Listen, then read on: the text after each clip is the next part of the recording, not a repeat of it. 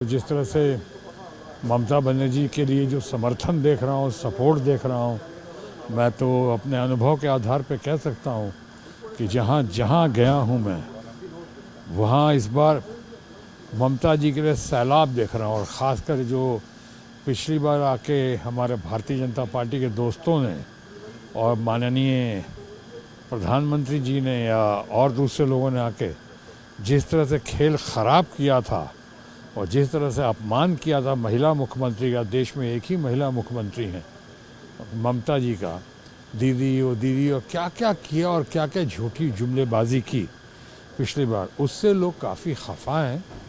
बहुत ही ज़बरदस्त समर्थन का सैलाब है ममता दीदी के प्रति लोगों में।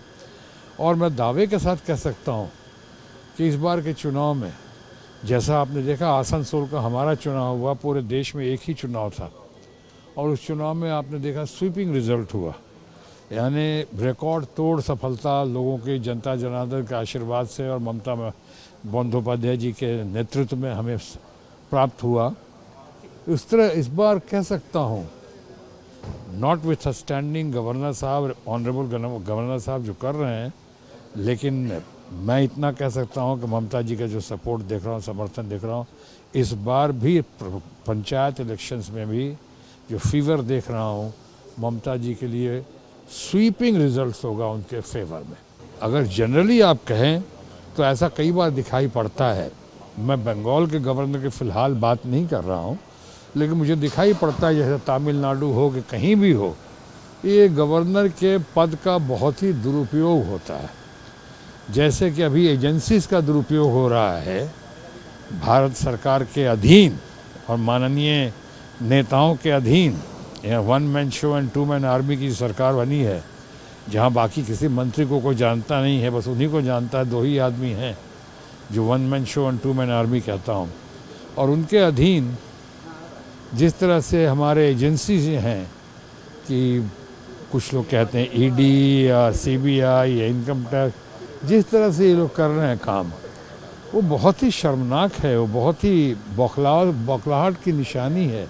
वो बहुत लग रहा है कि आप अपने विरोधियों को, जो अपोजिशन के लोग हैं, उसको आप रगड़ना चाहते हैं और आपके पास कोई वॉशिंग मशीन है, जैसे ममता दीदी ने कहा है लोगों को कि आपके पास जो आता है दागदार वो साफ़ हो जाता है, और विपक्ष के पास जो लोग होते हैं, जो नामचीन होते हैं, जो अच्छा कर रहे हैं, जो उनकी पॉपुलरिटी हो रही है, उनके खिलाफ आप एजेंसी लगा देते हैं। लेकिन अभी ज़्यादा दिन चलने वाला नहीं है, चाहे दुरुपयोग के गवर्नर के दुरुपयोग का मामला हो या एजेंसीज के दुरुपयोग का मामला हो। ये जो बदले की राजनीति से बहुत कुछ किया जा रहा है और ख़ासकर वहाँ कर रहे हैं जहाँ वो लोग हार रहे हैं, उनकी सरकार हारी है, तो बौखलाहट में, फ्रस्ट्रेशन में, डेस्परेशन में काम किया जाए। यूनिफॉर्म सिविल कोड सिर्फ ऐसा नहीं है कि किसी एक ख़ास समुदाय के ख़िलाफ़ है या आप एक समुदाय के पक्ष में है। इस पे विशेष चर्चा होनी चाहिए।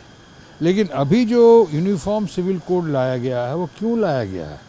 वो मुद्दों से भटकाने के लिए लाया गया है। जैसा देश के चाणक्य राजनीति के शरद पवार ने ठीक कहा कि अभी तक तो आप महिला आरक्षण बिल तो ला नहीं सके हैं, आप बेरोज़गारी का मुद्दा अभी समाधान कर नहीं सके हैं, आप महंगाई पे कंट्रोल कर नहीं पा रहे हैं, रुपया इतना गिर गया है और डॉलर इतना ऊपर भागता चला गया है, उस पर तो कुछ अभी तक कर नहीं सके हैं।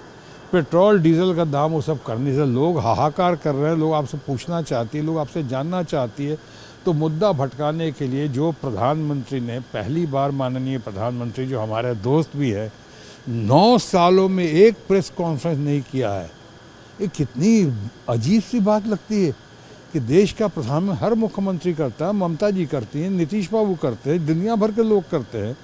ये पहला प्रधानमंत्री है जो 9 साल से एक तो नहीं किया उन्होंने। इंडिया टीवी हर वक्त हर जगह डाउनलोड करने के लिए सर्च करें India TV news Google play store या ऐप स्टोर पर।